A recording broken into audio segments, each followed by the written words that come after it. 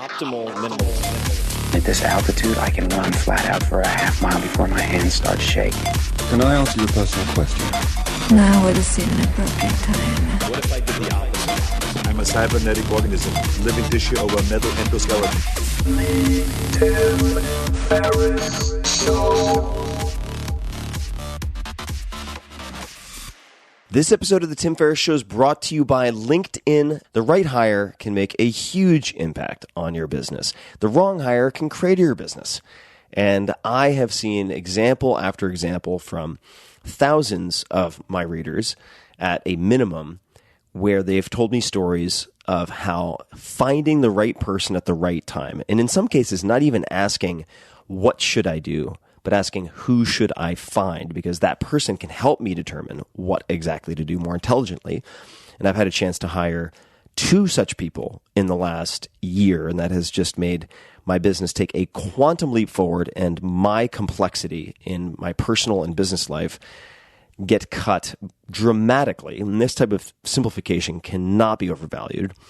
We think a lot about hiring, and I think a lot about hiring, and it is a skill that I've had to learn. It is important to find the right person. But where do you find that person? You can post a job on a job board and hope that that right person finds your job, that they are on the internet happening to scan something here and there and then find you. But think about it. How often do you hang out on job boards? The answer is probably not very often. So don't leave finding someone great to chance when you can post your job exactly where people go every day to make connections, grow in their careers, and discover job opportunities. That is LinkedIn. Most LinkedIn members haven't recently visited the top job boards, but 9 out of 10 members are open to new opportunities.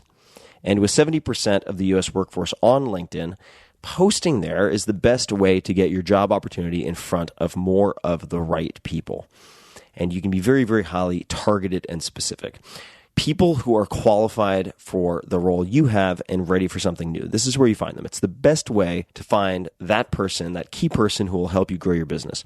And this is why a new hire is made every 10 seconds using LinkedIn. That's bonkers, every 10 seconds.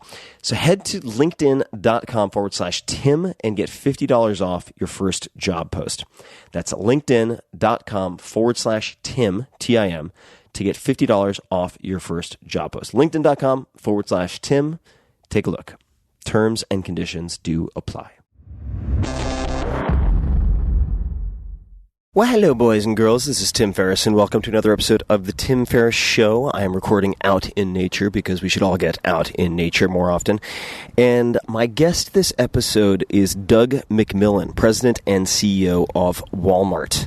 That is a big company. And a lot of people in Silicon Valley and elsewhere talk about Walmart as a big company, but they don't really look into the details.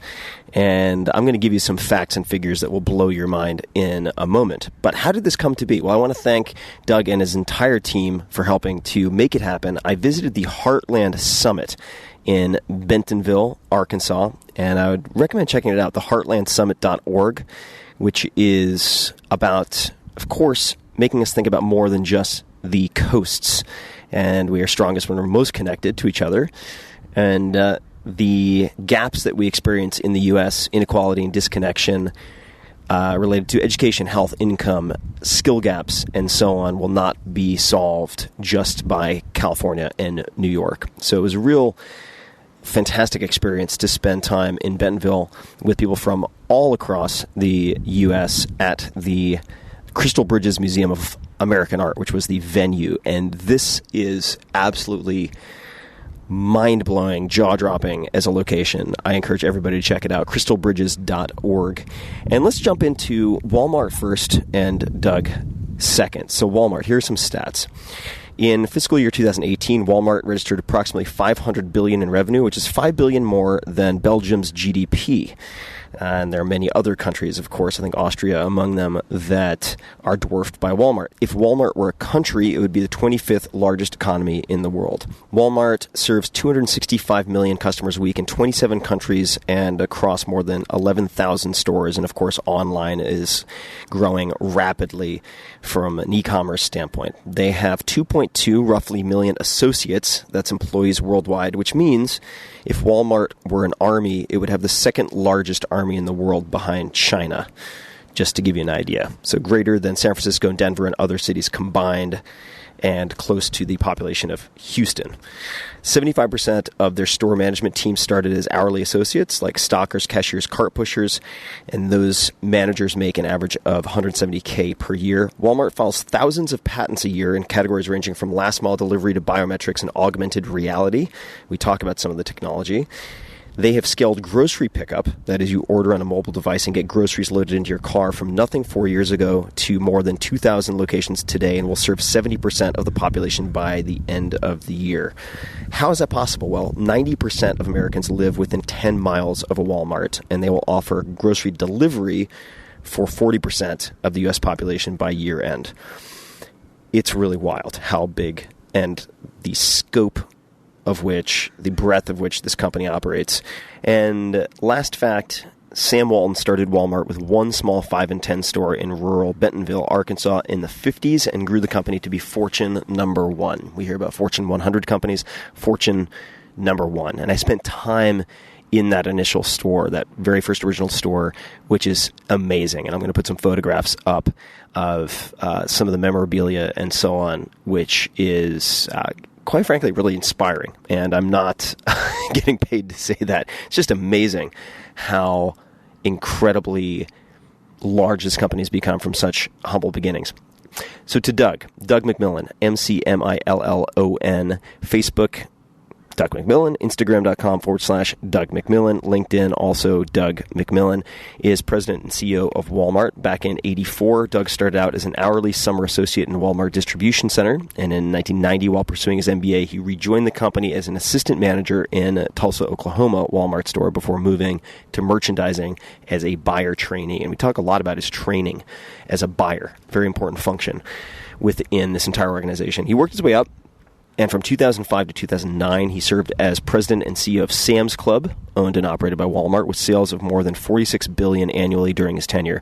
From February of 2009 to February of 2014, Doug served as president and CEO of Walmart International, a very fast-growing segment of Walmart's overall operations. And he has served on the board of directors for Walmart since 2013 and is currently the chair of the executive and global compensation committees. In addition, he serves on the board of directors of the Consumer Goods Forum, the U.S.-China Business Council, and Crystal Bridges Museum of American Art. Once again, check out Crystal Bridges. It is incredible. crystalbridges.org. Back to the bio. He also serves on the executive committee of the Business Roundtable and the advisory board of the Tsinghua University School of Economics and Management in Beijing, China. Doug really came to the table. He does not normally do long interviews like this at all, and he was very willing to dance the dance and go places that he hasn't gone before. I really enjoyed it and plan to get back to Arkansas to explore, at the very least, all the mountain biking trails. You guys can do a little Google search on that and see what pops up. But without further ado, please enjoy this very wide-ranging conversation with Doug McMillon. Is that your fan group over here? That's my plant. I hired one person. I'll give him his 20 later. Thank you for that. So I think we should just jump right into this. What a beautiful location. This is my first time in Bentonville, and I've been absolutely surprised by how tremendous everything is here. I was walking around all last night. I've never spent any time in Arkansas, so first of all, thank you for welcoming me here. And I know we have a limited set of time to chat on stage here today, so... It feels like a lot of time, and I don't do interviews that are very long, and that clock says 60 minutes on it. Could we at least start it? Because I'm used to like 15 minutes. I don't want to be up here that long. Yeah, so we're edging in from different sides, so I guess maybe you do shorter. Usually I do 2 to 17 hours. So we'll meet in the middle on this one, and I thought we could just jump right into it with a very important question, which is, can you tell me about the Baitmate story? And I do not know the answer to this. The Baitmate story. Does anyone in the room know what Baitmate is? Okay, so when I moved into the home office, I'd worked in a store. This was 1991, and I got into our buyer training program at Walmart. And I was excited because they were putting me in sporting goods. I got to sporting goods, and they gave us fishing tackle. And the other buyers, I didn't know it immediately, were hazing me. And as the new person, they said, on Saturday, at the Saturday morning meeting, you must present an item that you have negotiated a lower price on and reduce the retail price, and you have to explain in the meeting the item, the price, etc., how many you can sell. So I didn't know the first thing about being a buyer. It was literally my first day. And so other buyers helped me, and we found a supplier who makes this product called BaitMate, which comes in several flavors. You spray it on a hard lure if you're fishing, and it apparently causes the fish to think it's more real, and the fish strike the lure because it's been coated in BaitMate. So it was over $2. We rolled it back to $1.97. We maintained our margin. I memorized everything about the item, and I wrote the rest of the answers on the back of the label. And I showed up at the Saturday morning meeting, and Sam Walton was leading the meeting. And so my level of nervousness went from high to somewhere off the charts. So I wait till the end of the line at the end of the meeting to present BaitMate to the auditorium full of hundreds of people with Sam Walton standing next to me. And I am shaking, and my hand's shaking, and my voice is shaking, but I get all the information out that I'm supposed to remember. And at the end, Sam says, "That's all well and good, son, but what makes you think fish can smell?" How did you respond to that? I think I just walked away. I don't remember having anything pithy to say. But I think it was probably awkward because I was so nervous, and he was trying to break the ice. But we sold a lot of BaitMate. Were there any other particular approaches or techniques or types of training that you received as a buyer that come to mind? Because I don't know the first thing, certainly, about buyer training, but that would seem to be a very important component of what Walmart does. Certainly, it's a big piece of it. Yeah, it's kind of important. Getting that price down to $1.97 for an important item like BaitMate. And what type of training did you experience? Are there any particular memories or stories that come to mind? Yeah, most of the learning that you have as a merchant, especially back then, came from the people around you.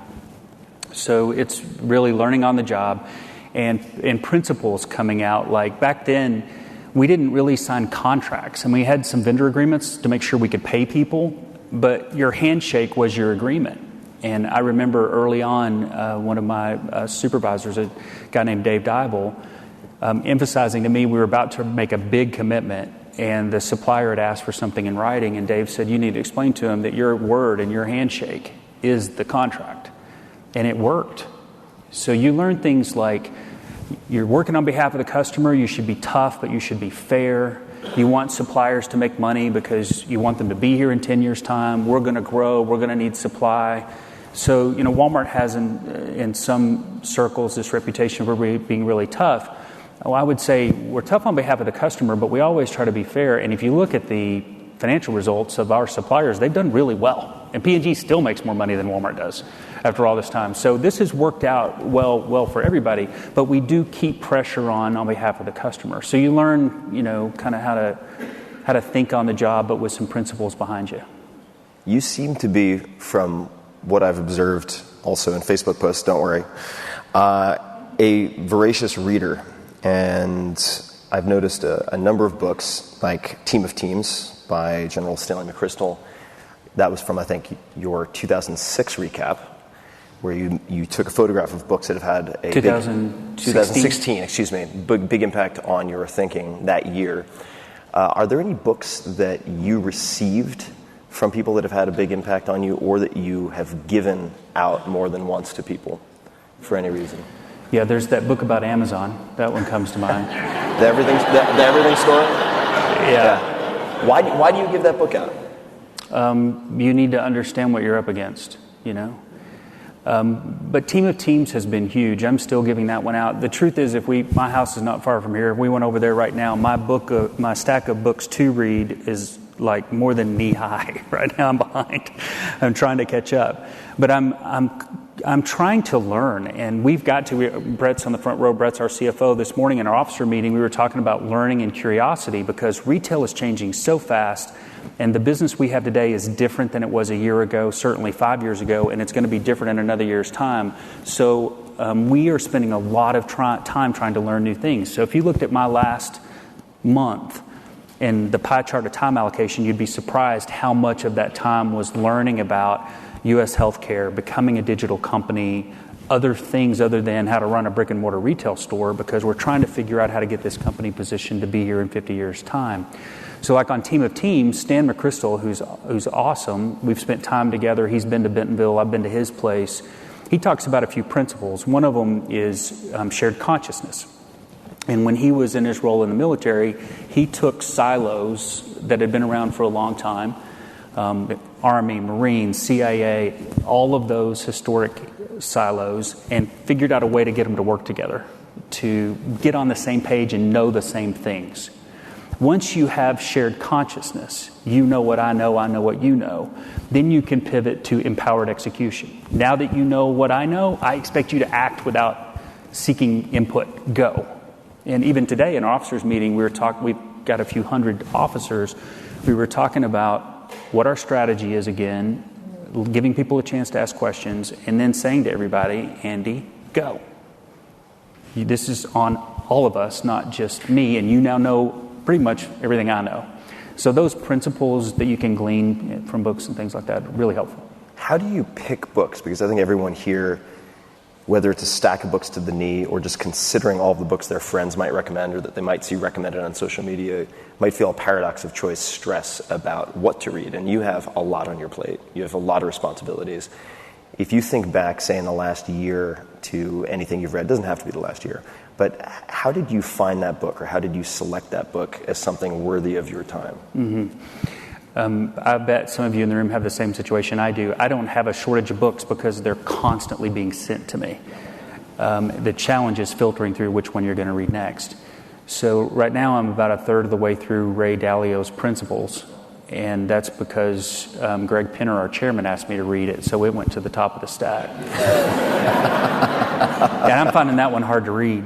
But most of the ones that I've been choosing on my own are related to change management and specifically becoming a digital enterprise, because the transformation that's underway in the world, in business, and certainly at Walmart is largely a data and technology and automation transformation.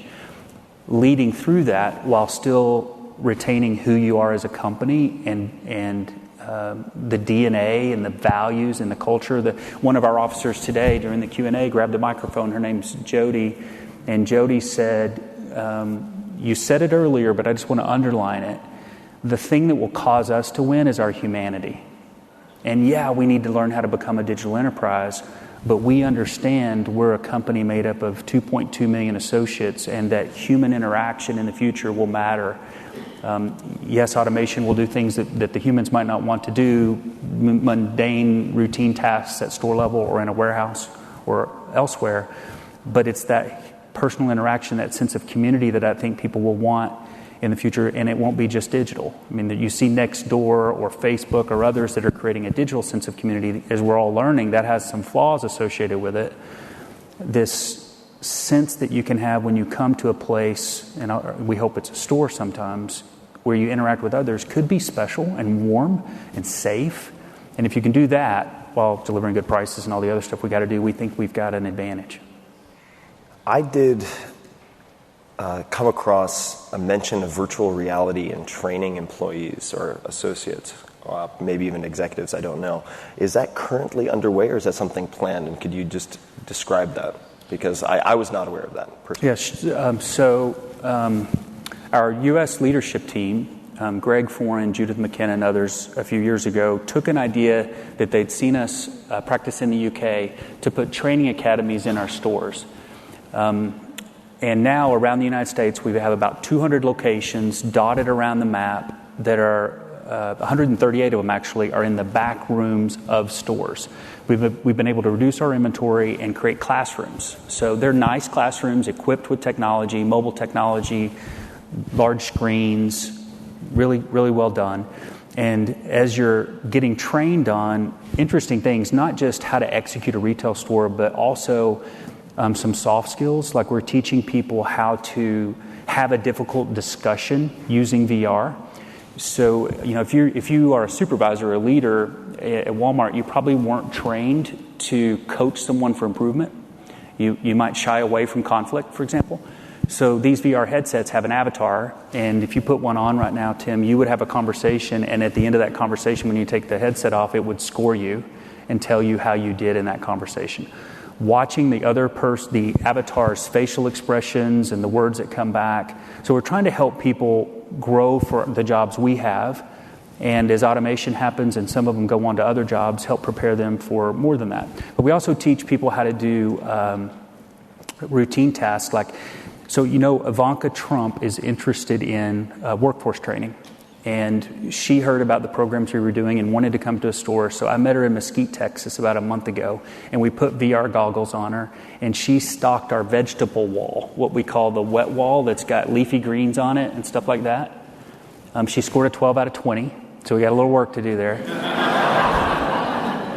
But you can use VR in ways that, get you off the sales floor, let you have an opportunity to really learn when you're not interrupted by customers. And we'll have 17,000 VR headsets deployed by the end of the year for things like that. That's incredible.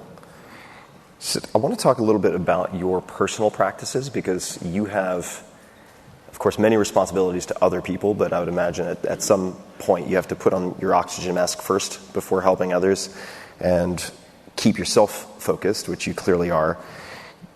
In the Walmart museum last night, which I found endlessly fascinating. I expected to find it interesting, but I really found it fascinating.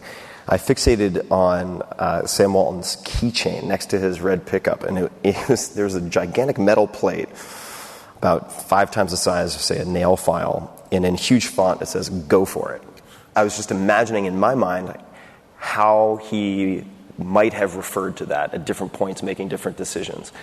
Do you have any reminders built into your life, or any quotes that you think of often that might in some way resemble that? I think that "go for it" was a phrase we used in one of our we had kind of a theme for the year, and we were growing so fast, and that was really a rallying cry at one point. For me personally, the first thing that comes to mind is a cross that I have in my office. There's a Sam's Club member that I met years ago named Martha Hawkins. And we happened to see Martha in Montgomery, Alabama a couple of weeks ago. She runs a restaurant, but she's got an incredible personal story, overcoming a drug addiction and serving others. And we asked her to come to a Sam's Club meeting and give us feedback on what we could do better for small business owners and restaurant owners.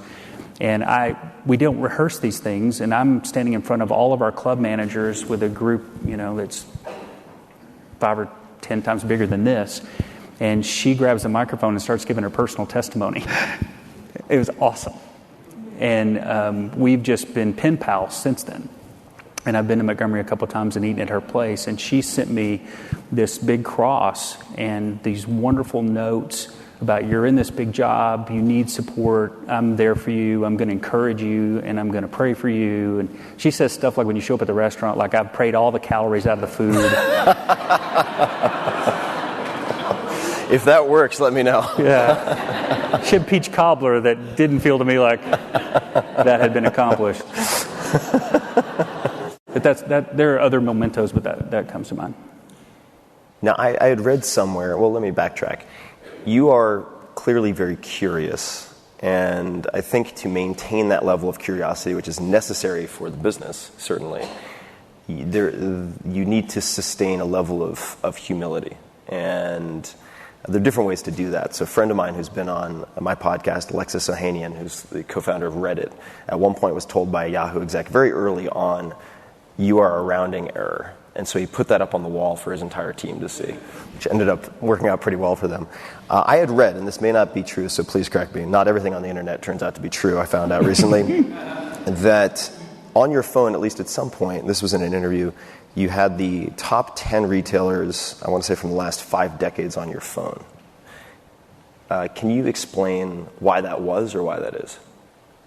Yeah, because retailers grow and die.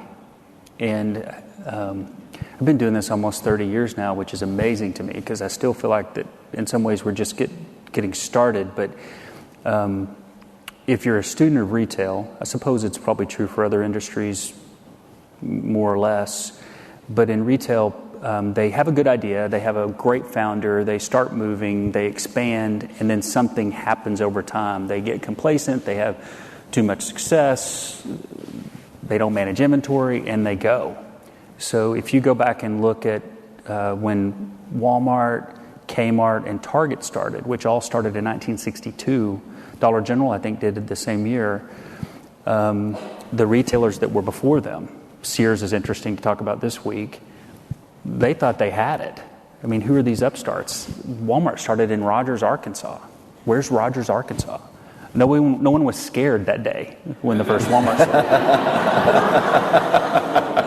started. So you can go away.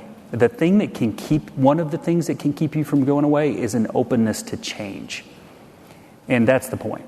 So there are some Walmart people in here, but if you were all Walmart people and you had a leader up front and that leader were to say, the only thing that's constant at Walmart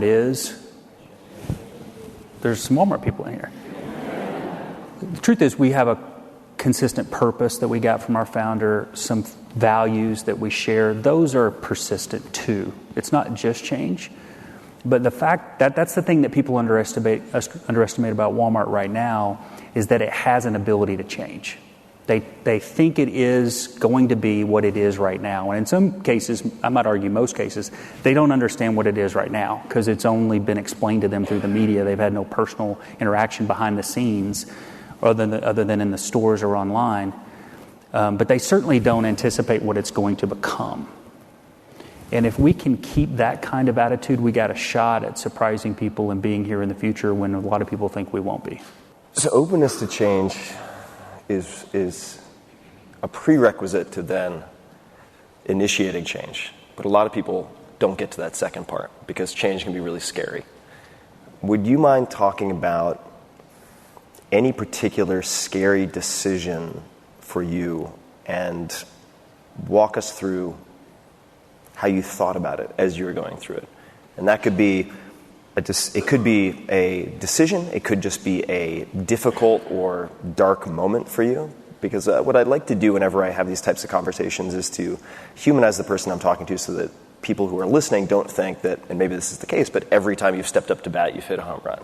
Because that can be the impression that some people come away with otherwise. So could you walk us through a difficult time, a difficult choice, and how you experienced that? From this week? Because we're just thinking about all the stuff that's happened in the last 2 weeks. Anything that sticks out. It could be from 20 years ago, 30 years ago. It doesn't matter time-wise. But something that was truly, truly difficult for you. Well, yeah, there are a lot of them, but I guess one of the themes that comes to mind is acquisitions. These are not small decisions to acquire a company, big or small. There are founders, Andy Dunn sitting on the front row. Andy founded Bonobos. He's got a baby. And if he wants to put it in the family, that's huge risk for him. And I don't want to let him down. Then you've got Flipkart. We invested, Stuart, $16 billion to buy 77% of a company that loses a lot of money. That sounds brilliant, doesn't it? And before that, we did the board and management Jet.com. And Jet.com was like $1 billion run rate and lost money. And still does. These decisions, we believe, are necessary for a variety of reasons, which we can talk about if you want to. But once you do it, you take on those losses, you take on those people and responsibilities, and you've got to execute in a way that makes that a really good decision. And boy, we fret over those. And we're moving faster now. We're taking more risk. But that's an area where I have a lot of self-doubt. You have a meeting and you hear about the strategy and you think, yeah, we got to do this. And then you go home that night and you're about to go to sleep and you think, I can't do that. And then you get up the next morning and you go back through it. And we just iterate to a point where finally you got to make a decision and go for it. How do you navigate that? Because I think a lot of people hem and haw or go back and forth on potentially big decisions. What do you say to yourself, or what do you ask yourself, or who do you ask questions to try to gain clarity? Yeah, it's collective wisdom for sure. And one of the great things, it's always been true in these jobs at Walmart because, people will talk to you. when you're a buyer at Walmart, you can call a CEO of a company and they'll take your call. They will take the call, yes. And in the job that I'm in right now, I get exposed to incredible people, and you can use that collective wisdom by asking questions. So that's definitely part of it. But the other thing that runs through my mind is what do you have to believe? If you want to go do this, and this is the calculated bet you're making, what do you have to believe is true? Yeah. And if you can get to a point where after thinking about it, you come back to the same things and you're convicted, I really do believe those things are true, then take the risk and go for it. So this might be too inside baseball, and if we don't want to talk about it, that's fine. But let's talk about Flipkart for a second. So I think you'll do fine on Flipkart. If a few things are probably true, but very bullish. What did you have to believe to be true for that to make sense? So first one is, do you believe in India? And the environment's 1.2 billion people with a growing middle income, with a lack of infrastructure. They've adopted mobile. They're moving to digital forms of currency. There's a lot of change happening there. A lot of challenges, a lot of governance issues. It's a very diverse place. It's not really one country. It's enormous. We've been there for more than 10 years. I've been there quite a few times. But do you believe in India? Check. Second question, what type of business in India?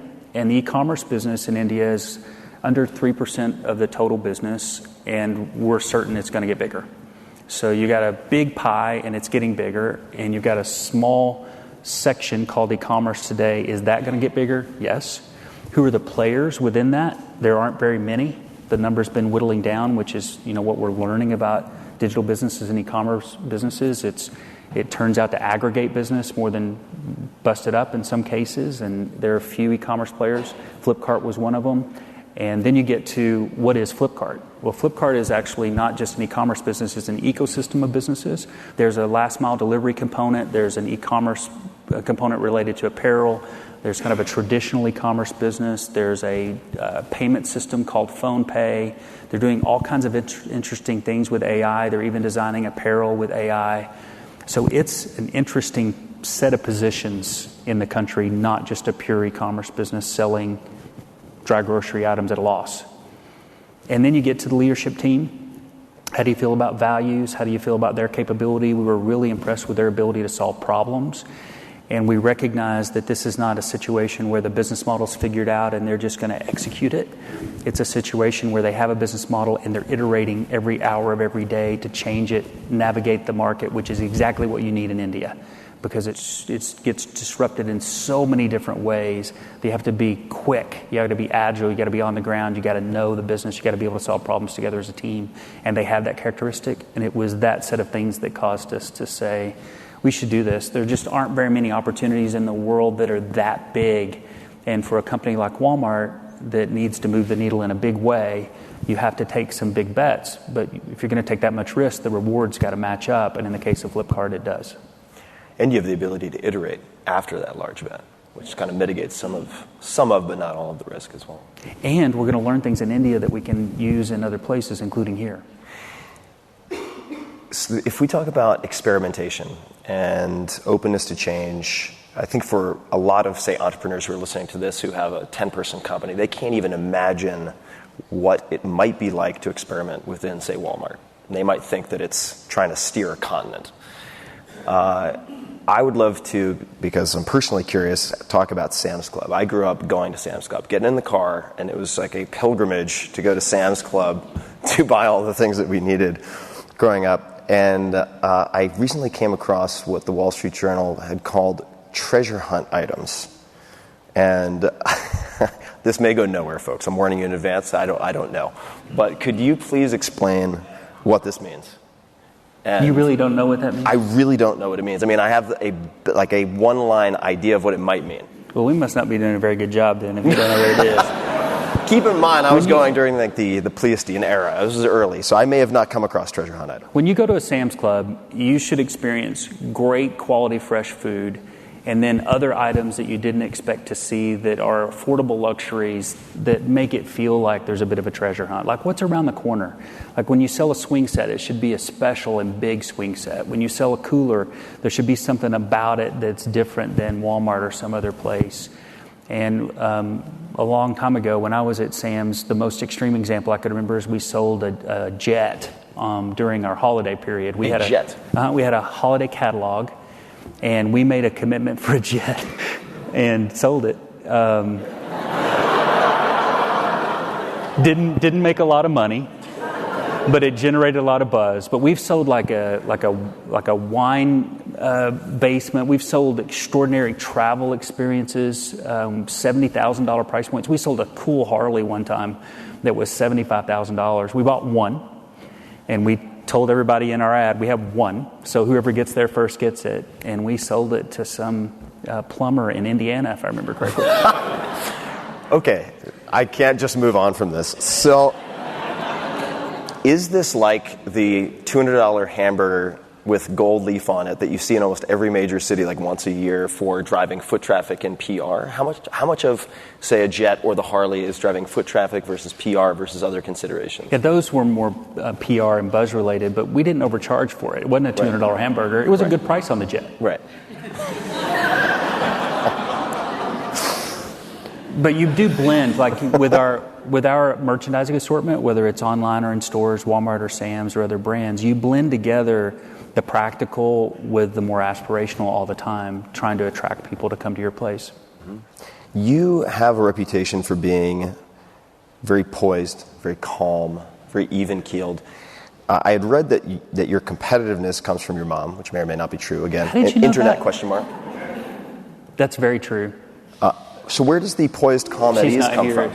I have all the dirt, all the skeletons. So the poised and calm, is that nature? Is that nurture? And No, I'm faking that. you're faking it. This is something I think a lot of people would like to fake, if that's actually true. No, so tell me. I mean, talk about where that comes from, if it comes from anywhere, or if that's just from the womb onward. Like most of it probably comes from your parents and your upbringing mostly. My dad's like that, and then the older I get, the more I see my father in me, which I have mixed feelings about. My mom is super competitive. She is literally the most competitive person I've ever met. So she's like, we took a summer vacation this year where we brought everybody together. We had like 18 people staying in this one house, and a bunch of them are 20-year-old young men, our sons and my nephews, and we play beach volleyball 2-a-days for a week. So we'll be out there before it gets too hot. We'll be out there after it gets cooler. And those boys are spiking the ball off her forehead, and she just keeps coming. It's for real. Her grandson's nickname for her is Killer. How does that manifest in your life? Oh, I'm super competitive.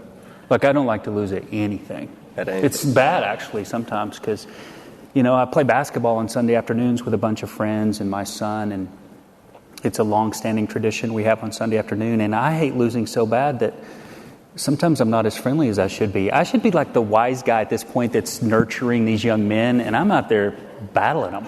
I would like to be a bigger person, but I'm not there yet. I think I was reading, it might have been on the podcast, exchange with Peter Thiel, and he was describing how, and I might be getting this slightly off, but I'm paraphrasing here, looking for areas where he could be less competitive, sort of increase well-being. Are there areas where you've consciously tried to ratchet back on the competitiveness? Or no? All right. Can't think of Moving one. on.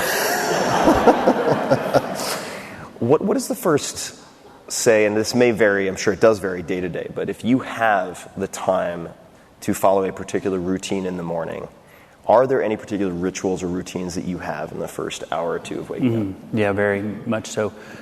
It gets disrupted by travel, and we travel a lot. But if I'm in town, shave, shower, get some food, I'm reading the same thing. I'm reading the Wall Street Journal. Well, first there's a daily devotional. Right now, Tony Dungy's got this daily devotional book, so I start with that. It doesn't take a lot of time, but I do it every day. And that's something you read? That's something you read out loud?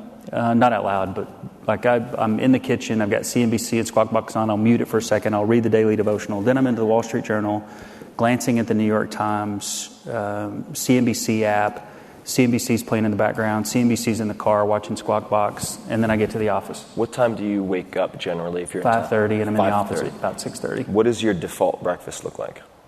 What do you eat for breakfast? 2 fried eggs and toast. That's the first time I've ever been asked that. I got one original question. 2 fried eggs and toast. Do you drink coffee? Yes. How much coffee do you drink? Too much. That sounds like a conversation ender. You get to the office. All right, you arrive at the office. Then what do you do? If you're in town, is there I can't imagine that it's just left to whim. So there must be some structure, some lattice work on your day or week. Are there any must-dos on a daily or weekly basis? Yeah, there's a lot of variety, which is one of the things I love about it. I try to get there early enough to get a little bit of quiet time going. We've already seen sales, so when we get up in the morning, the first thing that we all do is look at our device, and you can see in seconds how were sales around the world yesterday, by format, by country. So we already know what happened, and so try to get there early enough to get a little bit of quiet time to get ahead on reading. These days, we get a lot of reading materials. Like, people will send you a white paper or a deck and say, this is for tomorrow's meeting, and it's 40 pages. We have a board meeting that's got 1,000 pages of reading material. So you got all this incoming data, and it's helpful because we're trying to get into meetings and not have old-fashioned PowerPoint flipping, but get right to the root of issues. So it's really helpful if people can read things beforehand. So there's a lot of that going on. And then there's just a ton of variety. I mean, I talked to Lou Holtz yesterday, the former Arkansas Razorback coach. Yes, he coached at Notre Dame and won a national championship, but we know him as the Arkansas Razorback coach. And Lou is responsible or working with a healthcare company, and he read in the news that we were working on healthcare. So it's hilarious. I got to ask him, what would you do? Could you fix Razorback football? Because we won one game this year. And he said, yeah, by the second quarter, which I thought was hilarious. Well, come do it, man. So you just never know. You can walk down the hallway and Shaquille O'Neal will be walking down the hallway, and then you go into a meeting on compliance in China, and you learn about how to manage ethics within that country. So it's just a ton of variety every day, and there's really not a down minute, and the days are never what you think they're going to be. But you try to plan. So like I learned from Mike Duke, my predecessor, when I moved into our international job, that I couldn't manage my international travel without a really good plan. So when I moved into the job, one of the things Mike did for me was to hand me his schedule by week for the last 3 years. And Mike's an engineer and he's very disciplined. So he was like, Argentina, I'm going to get to once a year. China, we're going to get to 3 times a year. We're going to schedule it out this way. We're in 27 countries now. So I just copied his method. And like right now, in fact, for about a month now, I would be able to tell you for next year where I will be by day. Some of the days are kind of planned out with board meetings, and we have this thing we call Meeting Week where we bring everybody together. Mark Laurie lives in New Jersey, and we just had people distributed. So we come together for 1 week, kind of 3 or 4 days every month where we all get on the same page, and then we disperse out again. So all those kinds of things drive the calendar and the discipline. We pretty much stick with it. But within a day, it can get crazy because things come up. Looking at your travel schedule, which I haven't seen all of, but you were describing just the last few weeks to me before we got up on stage, what are some of the self-care techniques or strategies that you've developed so that you just don't wear yourself out? I mean, what are some of the things you do or don't do when you're traveling, before you travel, when you land, anything like that helps you to sustain what seems to me to be a just ultra-endurance marathon that doesn't end? Yeah. So sleep's real important. For me personally, sleep's real important. I wish I needed less, but I need 7 or 8 hours. Time with family is really important. So protecting weekends as much as I can. I work every day some, but try to manage that in a way that's not too disruptive with my family. My family's a huge priority. Shelley and I have 2 boys, they're in their 20s now, but man, that was really important to me. So I protected that a lot. So like getting this basketball game in on Sunday afternoon is a big deal. If I can get a good sleep on Saturday, Sunday, get in some basketball, get enough sleep while I'm traveling, I'm in pretty good shape. The other thing that happens sometimes is Paula, my assistant, and I call them fire breaks. Every once in a while, I just have to, because it's too much, you just have to go back and say, I know what I was supposed to do on Tuesday, but clear it. Because I just need some time to get back up on my feet, read a few things. So we will call an audible and put a fire break in every once in a while. So if you think back to any one of those fire breaks, could you give us an example of what you then do in that day? Yeah, it's usually thinking, it's strategy. We have a collaborative environment, and it's definitely collaborative as it relates to strategy. And I'm a blend of an introvert and an extrovert. There are times when I gotta have interaction with people and I get energy that way, and there are times when I need to have some quiet time and just shut the door in the office to read, think, that kind of stuff. Like when is it Berkman you take? It's one of the tests where you can kind of assess yourself, and it could be. You can be on one of these extremes. I'm kind of right in the middle and pivot both ways. So there are times when I need and I can't do it in 30 minutes. I need like a few hours to think. And when you sit down to think, for instance, I need to journal when I think, otherwise it's just like trying to grasp at mosquitoes. I can't seem to catch anything. What does it look like for Doug to sit down and think? Do you stare off into space? Do you read? Do you take a long shower? No. Listen to classical music? What does it look like? It's drawing pictures. Drawing pictures? Yeah, schematics of how strategy works or how a problem is deconstructed. So there are people that work with me in the room. I can't hardly have a conversation with Brett without the whiteboard. And I'm so thankful. I see Jim and Lynn there. Sam Walton had a pegboard in his office. And I'm thankful for that because I had to put up a whiteboard. And people said, you can't do that at Sam Walton's office. And I'm like, nope, look, there are pictures here. He had a pegboard. A whiteboard's not that different than a pegboard. Because I live kind of in a library or a museum in Sam's office. It's hallowed ground, so you don't mess with it too much, right? But we got this big whiteboard, and we have conversations where Brett's got a marker and I've got a marker, and we're drawing pictures of, well, if the customer experience went this way or went that way, or the financials look like this instead of that, what does healthcare really look like? You've got a life here, you've got care here, you've got insurance. How does that work? Like, how could you help somebody be healthier and make a margin at the same time? And how could clinics play a role in that? So for me, I'm a visual learner. And when I can't solve a problem, I'm constantly trying to draw a picture of it and trying to get other people to draw a picture of it. And when you do those fire breaks, and let's just say you have blocked out 3 to 4 hours to think, how often is that by yourself versus with other people? It's by myself. I need that time by myself, but I run into things that I don't know, and so I'll run out and interrupt, place a phone call and say, I'm working on this problem, what do you think? And then I'm trying to put the phone back down or walk back to my office and work on the next turn of the crank on the problem. Thank you. Glad I asked that. This is a tough question, but I want to go fishing and see what we get here. So it's in the last handful of years, could be 5, 3, doesn't really matter. What you talked about belief earlier, new belief, behavior, or habit has most improved your life, or greatly improved your life, would you say? Any change of thinking, new thing that you do or have stopped doing, anything at all, new addition to your life? It's the influence of other people, and it's an openness to change. And I describe my morning routine for you. I would say years ago, my whole life was more routine.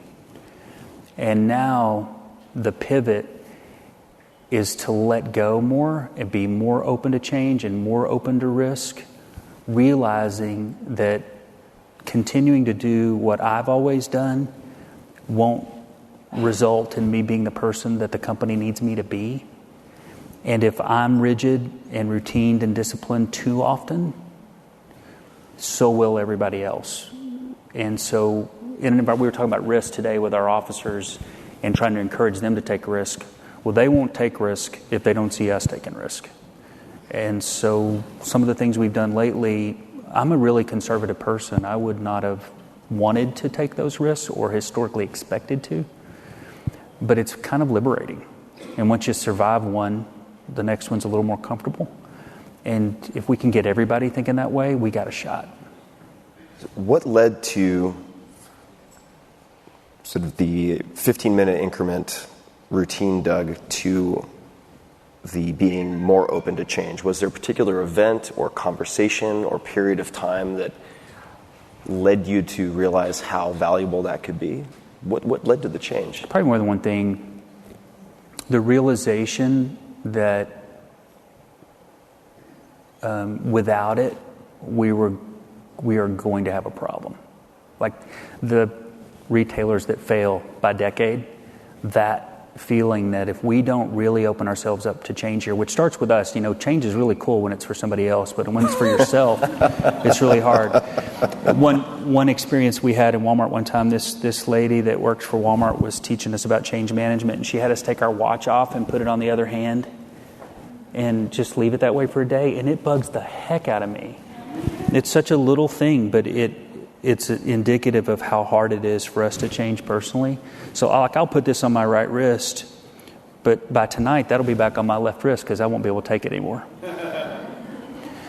So if you recognize that in yourself, you got a shot at doing something about it. That watch experiment is really cool. A friend of mine had a similar experience where someone he had hired to assist his company recommended same wrist but put it on the other side and see how long it takes you to actually turn your wrist to that new side. It takes a long time. As an indication of also not just the potential importance of change, but how you have to give it some time for it to become instilled. When you feel, and maybe you don't feel this, but when you feel, it seems like the fire breaks are one example of contending with this, overwhelmed or are unsure of what to do. Besides the fire breaks, is there anything else that you do? Prayer. Do you have a particular prayer or type of prayer? What does that look like? This is really getting personal. We got like 2:55 left on the clock. That's right. 2:55. This is definitely, if you want to dance around the ring until the time goes out, you can do that. That's what I'm trying to figure out right now. There's a bigger thing at play here, and it's bigger than any of us. And realizing that if you grip that steering wheel too hard, you will fail.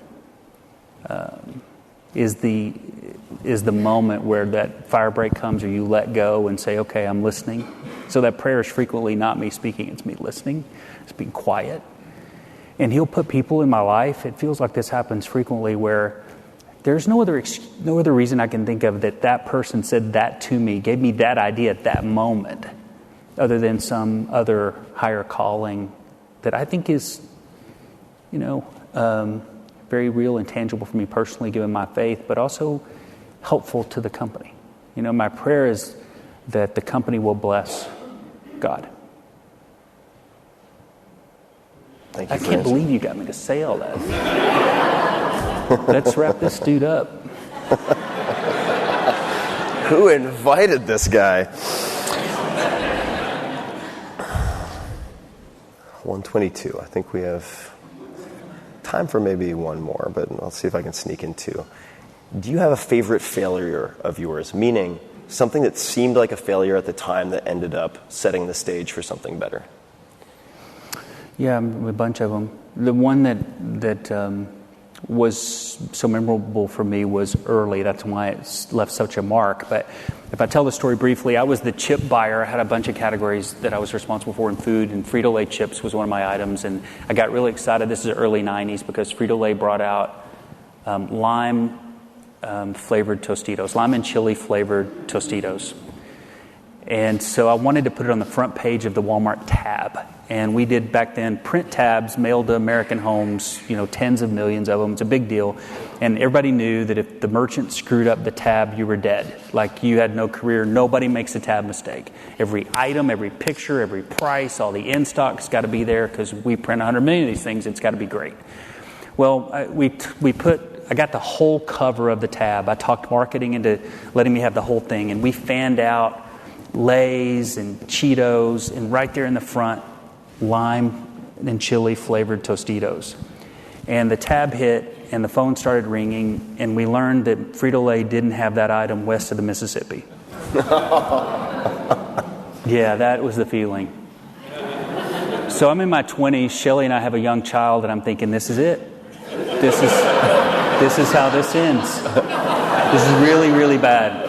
And to make a long story short, like, it was so bad. I went to my supervisor once I figured out it was happening, and I said, here's what's happened. And he looked at me and said, you need to go tell Bill Fields. And Bill was the chief merchant. And if Bill were here, I would say the same thing. So I'm not talking out of school. He's like Darth Vader in my mind. Like, imagine Darth Vader. I love him, but he's scary. And so I said, okay, let's go tell him. And my supervisor said, I ain't going. So that's true. I've left their name out because that's true. So I go to tell Bill Fields that we've made this mistake, and that didn't go well. And so the solution was put back on me, like, what are you going to do about it? And Frito-Lay gave us a coupon for a free bag of chips for any customer that complained west of the Mississippi, and we printed them at PMDC down the street and mailed them out in 24 hours so that store managers had something to give to the customer when they complained. But that didn't totally satisfy the customer. So it was really bad. So nobody would talk to me. Like, I was, I don't know, what do you call it, a pariah? So everybody knows how bad that is. So I'm walking down the hallways, and people that I thought were my friends, they have their head down, like I'm death, like I'm dead, it's over. And this lasts for like 2-3 days, because the tab is a week long. So you don't get to just get up the next day and forget about it. You got to live with it for a week. And there was one person in the whole company that reached out to me. And his name's J.R. Campbell. J.R. was a DMM, a divisional merchandise manager, supervising buyers in another area unrelated to mine. And he called me over to his desk. We had an open office environment at that time. And in front of other people around, he gave me a pep talk and said, you screwed up, but I believe in you. Never do this again. Learn from it. Get your head up and get back to work. And that's all I needed. And it all worked out. But I learned empathy from that mistake. I learned what it's like when somebody that you think is really good makes a bad mistake. Just a little word of encouragement's huge. I know we're at 000. Very last question. You have a billboard. That billboard, metaphorically speaking, gets a message out to billions and billions of people. Anything you would put on that, a word, a quote, a question, anything that comes to mind that you would put on that billboard? Shop at Walmart.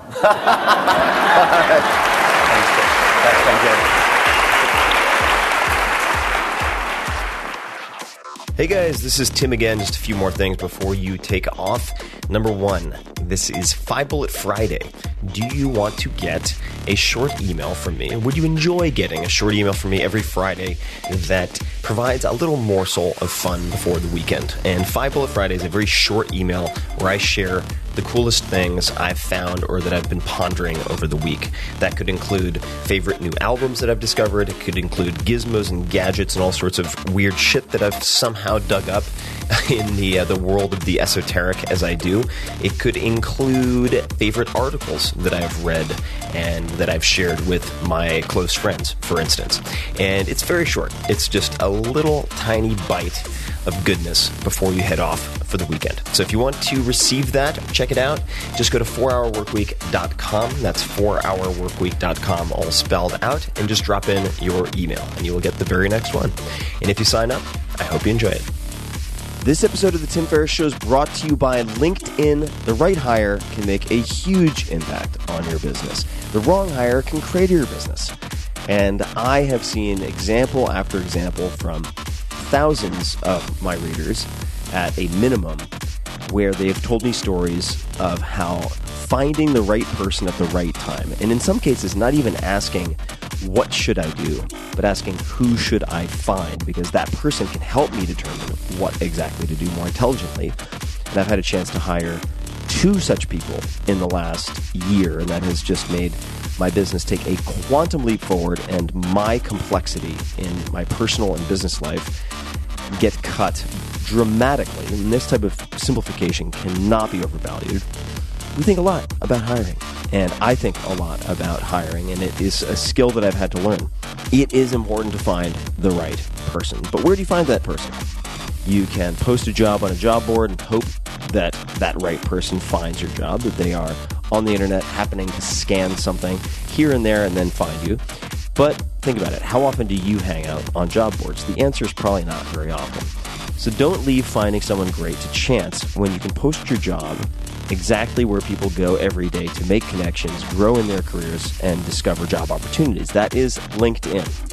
Most LinkedIn members haven't recently visited the top job boards, but 9 out of 10 members are open to new opportunities. And with 70% of the U.S. workforce on LinkedIn, posting there is the best way to get your job opportunity in front of more of the right people. And you can be very, very highly targeted and specific. People who are qualified for the role you have and ready for something new. This is where you find them. It's the best way to find that person, that key person who will help you grow your business. And this is why a new hire is made every 10 seconds using LinkedIn. That's bonkers. Every 10 seconds. So head to linkedin.com/Tim and get $50 off your first job post. That's linkedin.com/Tim, T-I-M, to get $50 off your first job post. LinkedIn.com/Tim. Take a look. Terms and conditions do apply.